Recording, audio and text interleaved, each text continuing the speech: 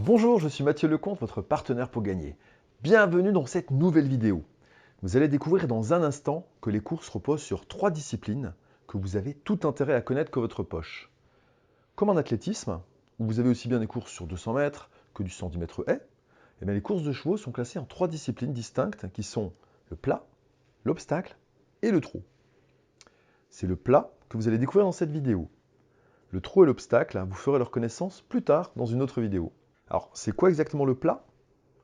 Et dans une course de plat, l'objectif est simple. Les chevaux galopent le plus vite possible d'un point A à un point B sur une piste en gazon ou en sable. Et ils vont super vite, puisqu'ils atteignent une vitesse qui dépasse parfois 60 km/h. Juste pour que vous imaginiez, 60 km/h, c'est la vitesse des coureurs du Tour de France dans une descente. Dans ces courses de plat, il existe 3 caractéristiques importantes que vous devez comprendre parce qu'elles ont un impact direct sur vos stratégies de jeu. Première caractéristique que vous devez comprendre, c'est le mode de départ.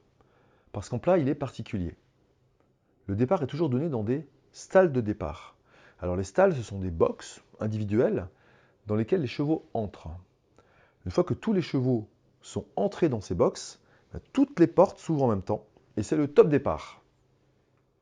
C'est une première caractéristique simple à comprendre. La deuxième caractéristique importante dans une course de plat, c'est la distance. En plat, les distances les plus fréquentes vont de 1200 à 2400 mètres. Alors évidemment, entre ces deux distances, il y a une grosse différence, c'est du simple au double. Et c'est comme en athlétisme. Vous avez des courses de vitesse, comme le 200 mètres, et des courses de fond, comme le 800 mètres. Au niveau profil, la course de 1200 mètres est une course de vitesse. Elle est faite pour des chevaux très très rapides qui vont courir presque en apnée d'un bout à l'autre. La course de 2400 mètres est plus une course d'endurance. Les chevaux doivent apprendre à gérer leurs efforts et leur souffle. Chaque distance a ses spécialistes. Comme en athlétisme, certains chevaux préfèrent les efforts courts et violents, alors que d'autres préfèrent les efforts plus longs et moins violents. La deuxième caractéristique importante, c'est donc la distance. Passons à la troisième caractéristique. C'est le tracé de la course, c'est-à-dire le chemin que vont emprunter les chevaux sur l'hippodrome. Donc certaines courses sont en ligne droite, mais elles sont peu nombreuses.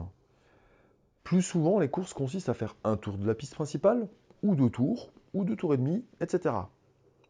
Mais comme cette piste change selon le champ de course, les chevaux doivent négocier un nombre variable de virages.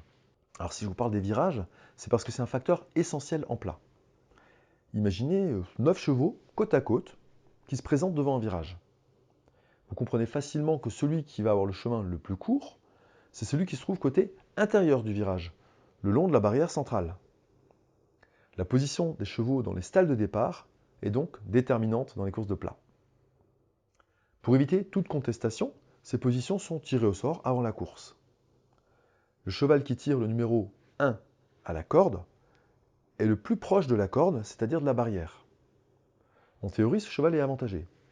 Celui qui tire le numéro de corde 18, il est le plus éloigné de la corde, tout à l'extérieur. Il est désavantagé en théorie. Alors attention, ces numéros de corde n'ont aucun rapport avec les numéros portés par les chevaux. Le cheval numéro 1, par exemple, peut très bien se voir attribuer le numéro de corde 15. Retenez dès maintenant que les joueurs expérimentés tiennent compte des places à la corde pour faire leur jeu. Parce qu'une bonne position à la corde, c'est un atout qui peut influer sur le déroulement de la course. Vous verrez dans une prochaine vidéo qu'une poignée d'autres facteurs peuvent s'avérer décisifs en plat. Par exemple le poids porté par les chevaux, ou bien le port d'œillères. Alors ces critères-là, nous aurons l'occasion d'y revenir un peu plus tard. D'ici là, jetez donc un œil plus attentif aux courses de plat et commencez à décrypter leurs subtilités. Vous verrez, c'est passionnant et c'est très utile parce que les courses de plat sont considérées par les spécialistes comme les plus difficiles, mais aussi les plus lucratives. Vous voilà déjà mieux armé. À bientôt pour de nouvelles découvertes. Si vous voulez être sûr de recevoir la prochaine vidéo, abonnez-vous simplement à notre chaîne YouTube. Juste avant de vous laisser, souvenez-vous aussi que si vous ne l'avez pas encore demandé, vous pouvez recevoir gratuitement le livre « Comment gagner aux courses hippiques régulièrement » en cliquant sur le lien sous cette vidéo ou en vous rendant sur www.e-turf.fr/livre.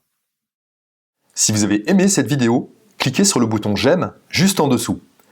Si vous regardez cette vidéo sur Facebook, partagez-la à vos amis. Et pour recevoir les vidéos suivantes, abonnez-vous gratuitement à notre chaîne YouTube.